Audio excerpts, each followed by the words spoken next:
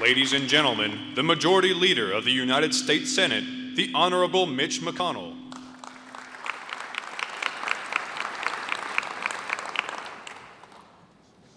From time to time, we come together in retrospect on the historic grounds of the Capitol to show continuing gratitude to individuals whose actions helped shape our nation.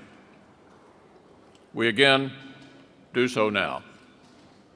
We gather in honor of brave men and women whose historical impact is still felt these many years later. When the Selma Foot Soldiers embarked on their journey, they did so without the promise of valor. Victory was never assured or even likely, but they marched on anyway, through the fog of gas, through hails of clubs, through torrents of hose and wire. They marched on, first across the Edmund Pettus Bridge, and then with Dr. King, right back again. As they reached the end, halted once more by troops and police, Dr. King led a prayer of solidarity. Marchers knelt with him in the street, in the shadow of a human barrier before them. King called this moment the greatest demonstration for freedom that we've ever had in the South. It takes more than tear gas to extinguish an idea.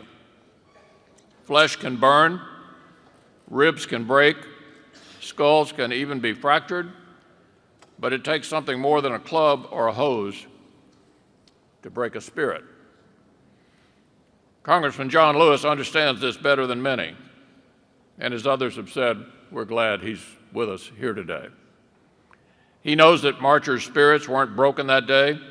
He knows that a profound but simple idea continued to burn bright, that we're all God's children, equal before Him and equal before the law. The marchers continued onwards on their journey, marching from Brown Chapel AME Church, marching down Highway 80 after 5 long days, after 54 long, lonely miles of freezing temperatures, grueling rain, and muddy campsites. The marchers arrived at the steps of the Capitol in Montgomery.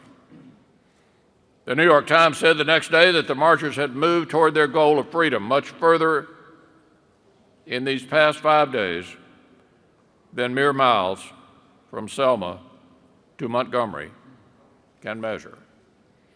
Their pilgrimage, it said, transformed the normal landscape of the South. As someone who spent his early childhood about 180 miles north of Selma, let me tell you, events like these did help transform the South in many ways.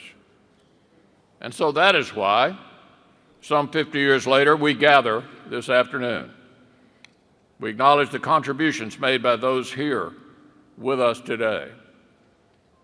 We also bestow the highest civilian honor Congress can give. We do so in the hope that it may serve as both a mark of honor and a reminder of a march from Selma to Montgomery, a reminder of what it helped to achieve in our nation, and a reminder of the enduring, indomitable, and unbreakable power of the human spirit. Thank you.